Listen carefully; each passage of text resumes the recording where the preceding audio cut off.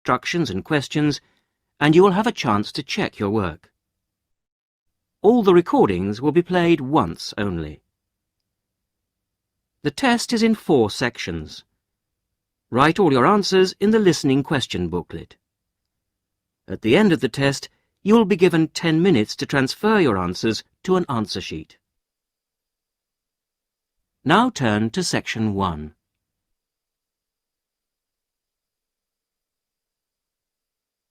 Section 1. Listen to this telephone conversation between Janice Biggins, who works for a house renting agency, and John Anderson. First, you have some time to look at questions 1 to 6.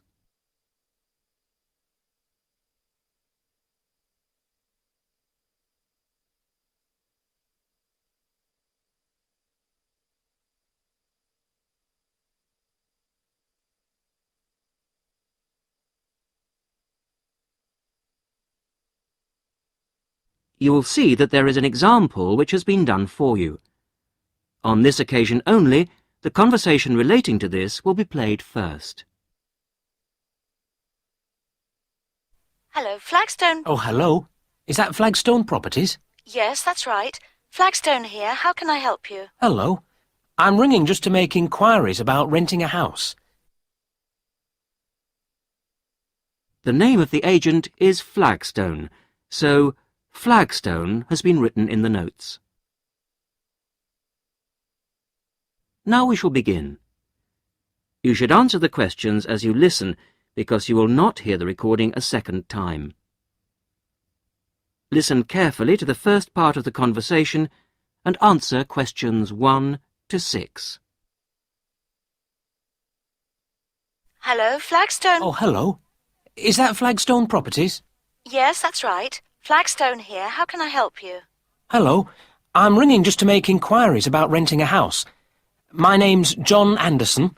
Yes, Mr. Anderson. What sort of thing were you looking for? 2-bedroom house with garden. Well, yes, sir, that shouldn't be any problem. Just to let you know that our main areas, the main areas we deal with are the city centre itself. City centre, uh-huh. And the north suburbs. Oh, well, we were most interested in the northern areas, actually. Right, yes. What sort of price were you thinking of? Well, could you give me some idea? Certainly. It really ranges from £250 per month. Only £250? Yes, to about £500, depending on a number of different factors. Oh, what does it depend on? Well, obviously the quality of the area, and then whether there's a garden. Oh, well, as I said, we'd want a garden. And a garage pushes up the price. Right. Well, we wouldn't necessarily need one. I think about £350 a month would be our limit. OK. Well, would you like to have a look at a couple of properties, sir? Yes, that'd be great. Looking at our files, I think we've got 2 which might suit you. Oh, hang on. I'll just get a pen. Right. OK, well, there's one on West Park Road, which is £325 a month. Uh-huh. Are the bills included? Well, that one just includes the water bill. OK, right. And the second house is in Tithe Road. I'll just spell that for you, OK? Yep. Tithe Road. Yeah, got that. And how much is that one? That's £380. 380. Is that including water? No, I'm afraid not, but it does include the telephone rental. Oh, well, that's not too bad then. So... Before you hear the rest of the conversation, you have some time to look at questions 7 to 10.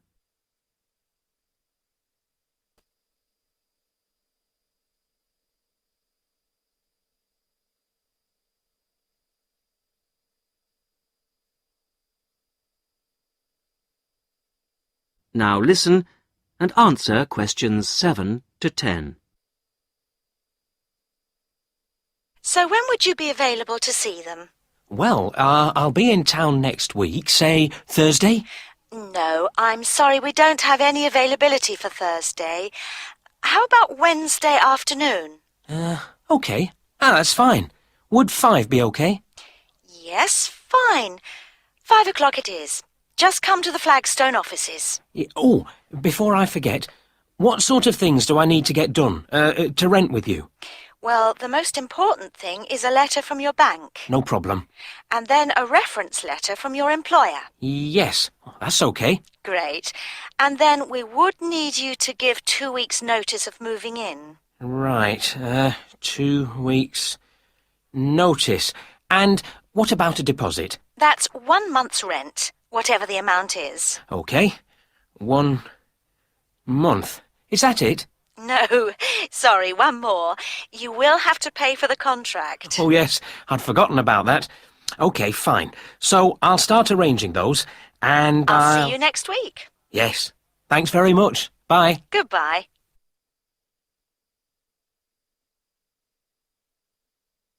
That is the end of section 1. You will now have half a minute to check your answers.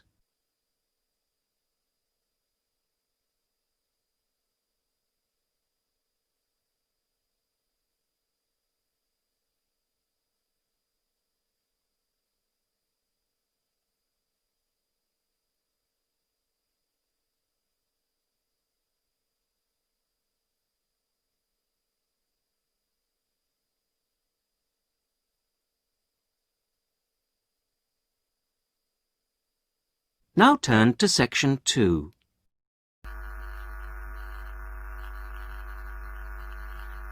Section 2. You are going to hear a conversation between 2 women about the health system in England. First, you have some time to look at questions 11 to 17.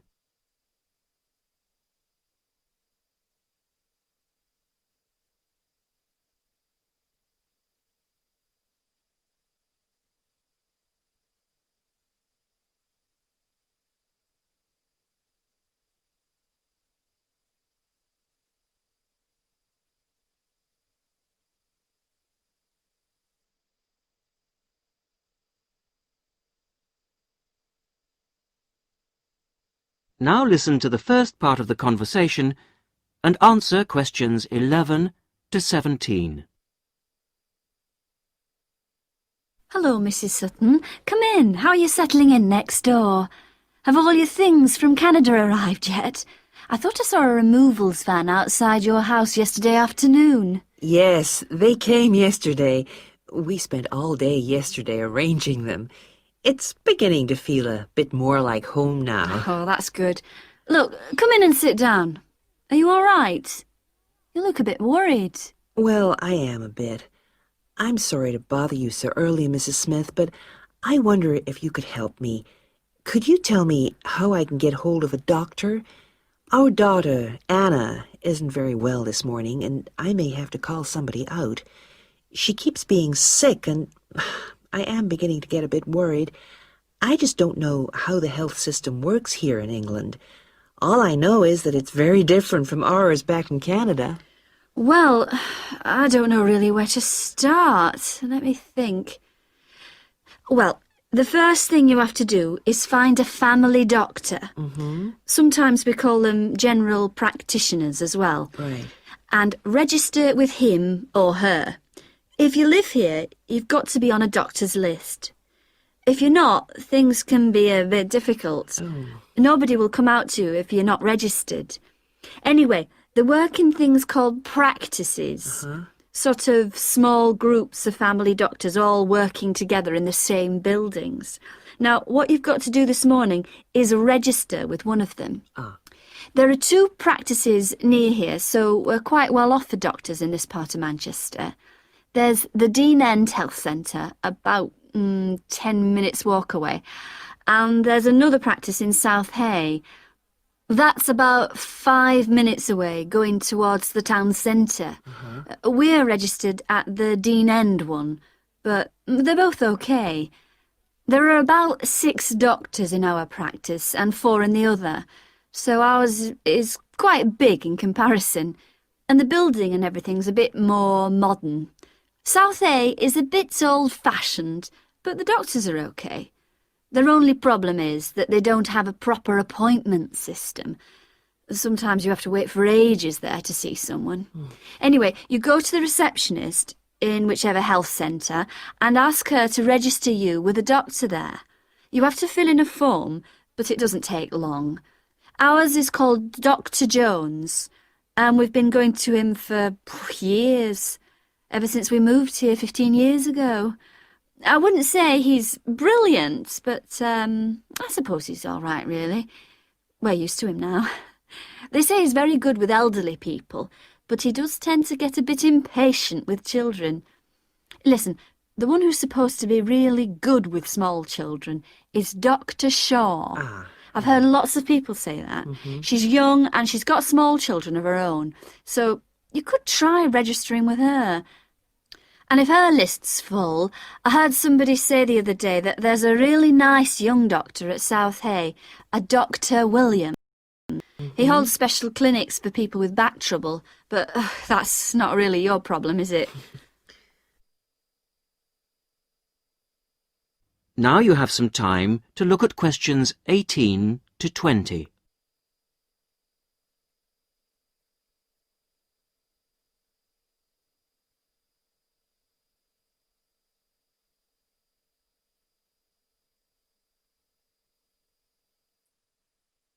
Now listen to the rest of the conversation and answer questions 18 to 20.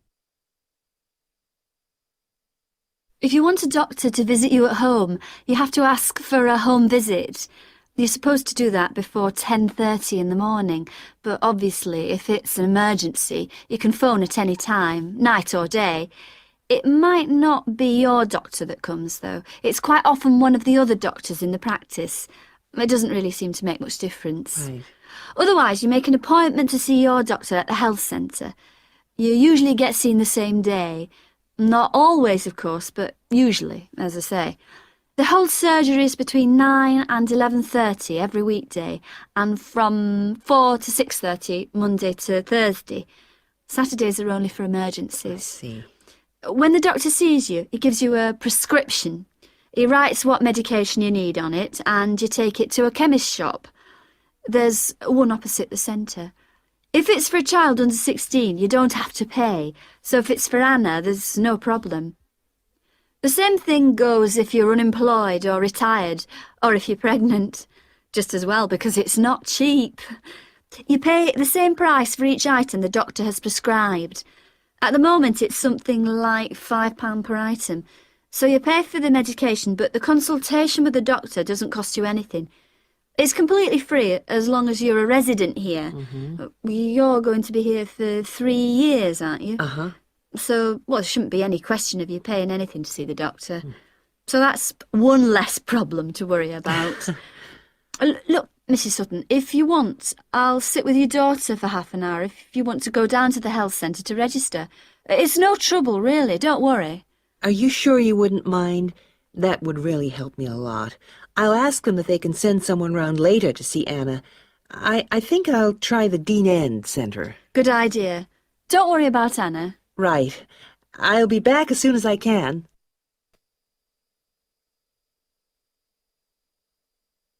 That is the end of section 2.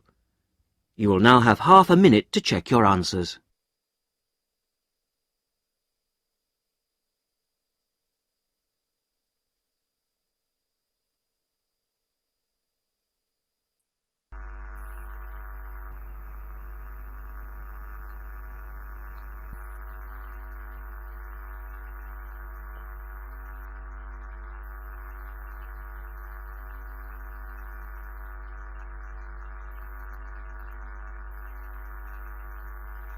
Now turn to section 3.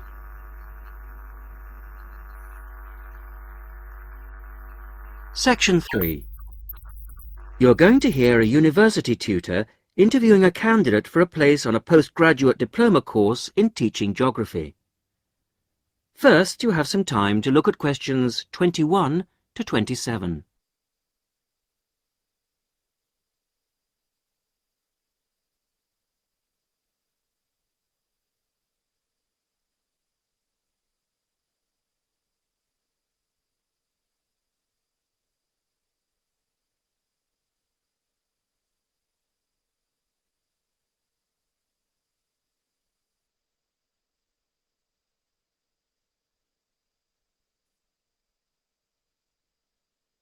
Now listen carefully to the first part of the interview. Answer questions 21 to 27. Hello. Jonathan Briggs, isn't it? Yes, that's right. Do come in and sit down. Thanks. Right. Well, Jonathan, as we explained in your letter, in this part of the interview, we like to talk through your application form, your experience to date, etc. And then in the second part, you go for a group interview. Group interview. Yes, I understand. So, your first degree was in economics. Yes, but I also did politics as a major strand. And you graduated in 1989. And I see you've been doing some teaching. Yes, I worked as a volunteer teacher in West Africa. I was there for almost 3 years in total, from 1990 to 1992. How interesting. What organisation was that with? It's not one of the major ones. It's called Teach South. Oh, right. Yes, I have heard of it. It operates in several African countries, doesn't it? And what kind of school was it? A rural cooperative. Oh, a rural cooperative. How interesting. And what did you teach? A variety of things in different years. I did, with forms 1 to 3, mainly geography, and some English with form 5. Then in my final year, I took on some agricultural science with the top year. That's form 6. Right. Quite a variety, then. I also ran the school farm. How interesting.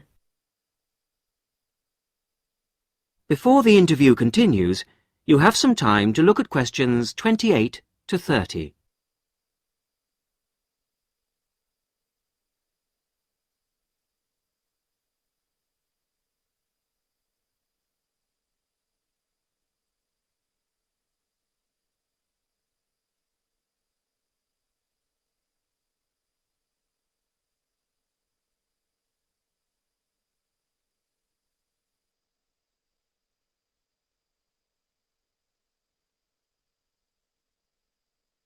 Now listen to the rest of the interview and answer questions 28 to 30. And how did you find the whole experience? I'll be honest with you. At the end of the first year, I really wanted to leave and come home.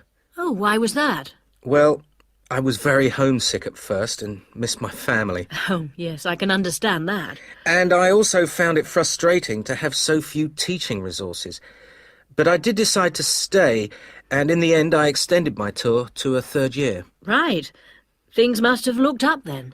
Yes, we set up a very successful project, breeding cattle to sell locally. Really? And then, after a lot of hard work, we finally got funds for new farm buildings. And you wanted to see things through. Uh-huh. And that's why you want to train to teach geography. Yes.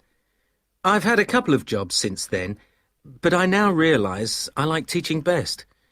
And I chose geography because it's my favourite subject. And also because I think it has so many useful applications. Well, you certainly have had some interesting work experience. I'll ask you now to go on to the next stage of the interview.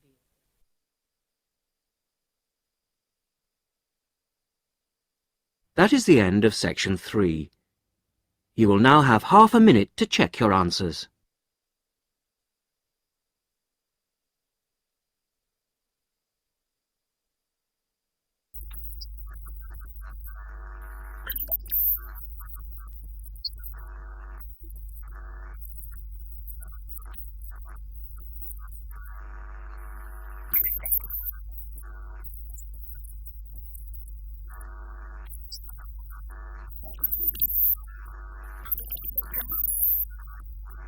Now turn to section 4.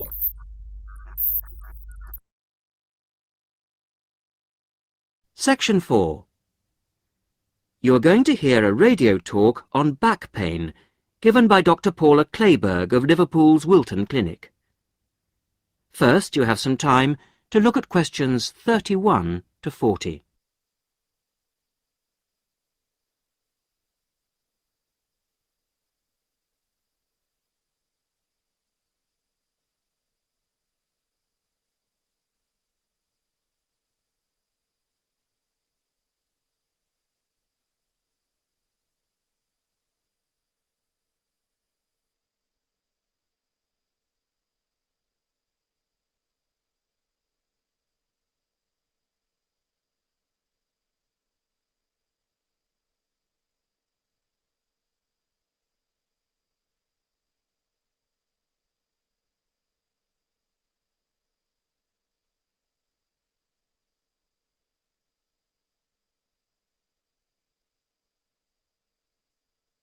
Now listen carefully to the talk and answer questions 31 to 40.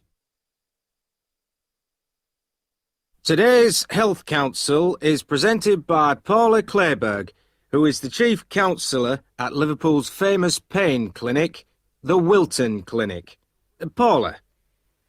Do you know what Prince Charles, Sevi Ballesteros and Elizabeth Taylor have in common? They all suffer from chronic back pain. In fact, bad backs are one of the most common health problems today, affecting people in all walks of life. The most recent available figures show that about 250,000 people are incapacitated with back pain every day. And many sufferers don't know the cause or the solution to their problem. The majority of our patients at the clinic tend to be women. They are especially vulnerable because of pregnancy, but also because of osteoporosis, which I personally believe to be the major cause of problems for women. I have many women patients who say they have completely given up exercise because the pain makes them so miserable. But of course, that starts up a vicious circle.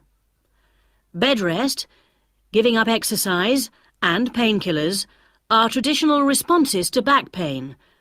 But although there are many excellent drugs on the market, at our clinic we're beginning to realise the unique benefits of relaxation therapy. Other specialists in the field make a strong case for certain types of exercise, but in our experience they are easily mishandled and can lead to more harm than good. Now let's look at some of the reasons why back pain is developing into such a unique menace. In general, the body is pretty good at self-repair. A strain or a blow to a limb, though painful at the time, generally resolves itself.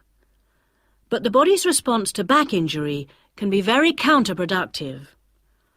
When pain strikes, we attempt to keep the back as immobile as possible, which makes the muscles tense up. Research shows that they often go into spasm, which causes further twisting of the spine. A vicious circle is underway. The second mistake we often make when stricken with extreme back pain is to go to bed and stay there. Although at the clinic we recognise that a short rest in bed can be helpful, up to 2 days, any longer makes our back muscles become weaker and unable to hold up our spine. The pain, therefore, becomes worse. Another problem is being overweight. Anyone a stone or more overweight who already has back pain is not doing himself any favours. Though it won't actually set it off in the first place, the weight will increase the strain and make things worse. The British diet could be partially to blame for the increase in back pain. Over the last 10 years, the average weight of men has risen by 11 pounds, and of women by 9 pounds. So much for the causes and aggravations of pain. But what can we do to help? There are many ways in which simple day-to-day care can make all the difference. The first point to watch, of course, is weight. If you are overweight, a diet will make all the difference. Also, studies have shown that just 1 hour sitting in a slouched position can strain ligaments in the back which can take months to heal. At the clinic, we have come to the conclusion that the major cause of the problem is not with the design of chairs, as some have suggested, but in the way we sit in them. It can be useful to get special orthopaedic chairs, but remember, the most important improvement should be in our posture. Another enemy of your back is, of course, your beds. If your bed doesn't give enough support, back muscles and ligaments work all night trying to correct spinal alignment, so you wake up with a tired, aching back. Try out an orthopaedic mattress or a spring-slatted bed. Research shows that both can be beneficial for certain types of back pain. Another hazard for your back are the shock waves which travel up your spine when you walk, known as heel strike. A real find for our patients has been the shock-absorbing shoe insert. A cheap but very effective solution. And you might be better off avoiding shoes with heels higher than 1.5 inches.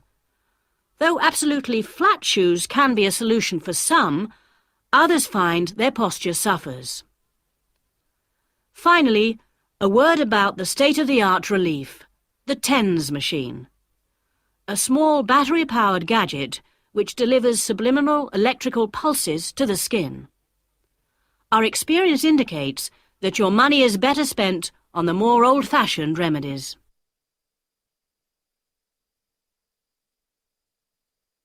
That is the end of section 4. You will now have half a minute to check your answers.